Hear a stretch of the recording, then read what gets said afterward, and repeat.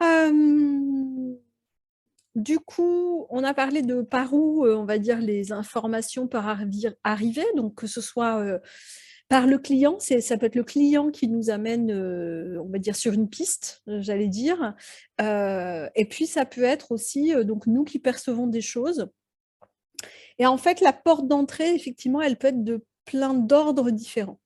Hem, nous ce qui nous arrive très fréquemment de faire, enfin c'est rare qu'on ne le fasse pas, c'est que quand on travaille avec, Isabelle, je le fais pas quand je le fais en individuel, en cabinet. Donc voilà, je vous l'expose quand même. C'est que, nous, dans la mesure où il y a toujours l'une de nous qui canalise, et bien, une fois qu'on démarre, en fait, on va aller prendre contact avec ce qu'on appelle l'être éthérique. Alors, l'être éthérique, c'est quoi? C'est, l'ensemble des corps énergétiques de la personne. Si vous vous intéressez à l'énergétique, vous verrez qu'il y a plein de corps énergétiques. Nous, on s'est pas embêté avec ça, je dois dire. Enfin embêté, hein, c'est pas le terme, mais on n'a pas voulu s'enfermer dans une approche théorique, voilà. Du coup, on considère qu'à un moment donné, on peut entrer avec, voilà, l'être éthérique qui est la somme des corps énergétiques et percevoir, en gros, comment ça circule. En gros, c'est ça qu'on va aller voir. Du coup, on va voir donc comment circulent les énergies, à l'intérieur du corps et comment ça rayonne à l'extérieur. En gros, les principes, on va dire, sont les suivants, c'est qu'on a plusieurs types d'énergie qui circulent à l'intérieur de nous. Il y a l'énergie mentale, il y a l'énergie du cœur, il y a l'énergie, de la créativité, l'énergie, sexuelle aussi. Et en fait, tout ça est censé, on va dire, circuler librement à l'intérieur du corps, hein, l'énergie de la communication aussi, celle de la gorge. Tout ça est censé circuler librement à l'intérieur du corps, donc avec des mouvements ascendants et descendants. Et puis, c'est censé également rayonner à l'extérieur du corps. Donc, quand on va regarder comment ça circule dans un corps énergétique, ce que ça va nous donner comme information, donc je vous dis, nous, on est sorti du cadre, on va dire, théorique des corps énergétiques à proprement parler, mais en allant voir comment ça circule dans le corps éthérique, ça va nous donner des informations sur les espaces de blocage, les endroits où ça coince. Et très souvent, la personne s'y reconnaît complètement. Il y a des choses, ça fait: «Ah bah oui, effectivement, voilà». Donc, je vous dis, moi, quand j'accompagne en individuel, en cabinet, parce que ça se présente comme ça, je ne passe jamais par là, mais c'est une possibilité. Si vous, vous avez l'info, soit que ça c'est une information que vous avez directement, ou bien que ce soit ce que la personne vous amène, j'ai l'impression que c'est bloqué là. Je sais pas, hein, dans ce qu'elle vous dit, ça vous amène sur des mondes subtils et puis elle vous dit, j'ai l'impression que ça circule pas en dessous ou au-dessus, hein, je sais pas. Bah, ça peut être intéressant de l'emmener voir, de lui demander d'aller regarder comment c'est concrètement.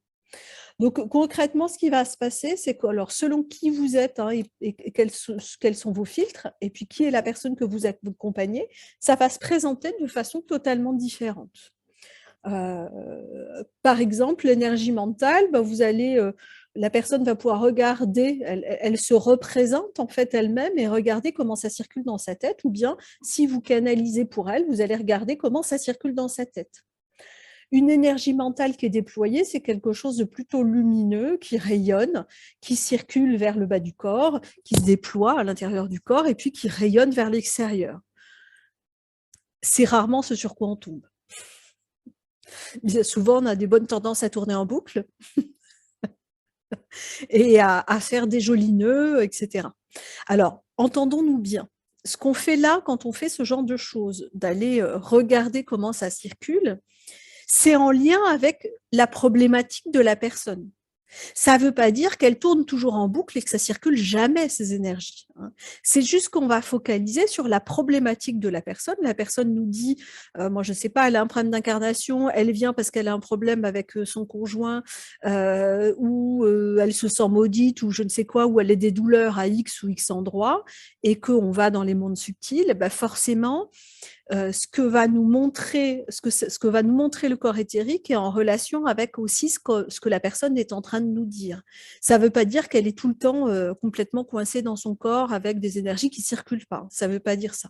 Simplement là, ça va nous donner des indications de à quel endroit ça bloque et quelle représentation ça peut prendre. OK? Donc ça peut être une porte d'entrée si c'est quelque chose qui vous parle. Je vous dis là encore, rien n'est obligatoire là-dedans. Quand nous, on travaille à 2 avec Isabelle, comme vous le ferez Elisabeth et Mauro, ce qui est intéressant pour nous de passer par, cette phase-là d'exploration, on va dire, d'observation, de l'être éthérique, c'est que ça va nous permettre de repérer effectivement à quel endroit ça bloque, comment ça circule, et ça va nous permettre une phase de vérification en fin de travail pour s'assurer que ça circule bien maintenant et donc que c'est libéré. C'est surtout en ça que ça nous est utile. D'accord? Ce qui est intéressant, c'est que parfois, ça va permettre de mettre le doigt sur quelque chose que la personne ne nous a absolument pas dit. Parce que la personne vient pour une problématique X, elle a aussi une problématique Y, mais c'est sur un autre champ, dans un autre domaine, c'est pas ça qui la préoccupe aujourd'hui. Et en fait, il est possible que vous perceviez des choses, ou même qu'elle le perçoive si c'est elle qui y va, qui sont en lien avec autre chose. D'accord?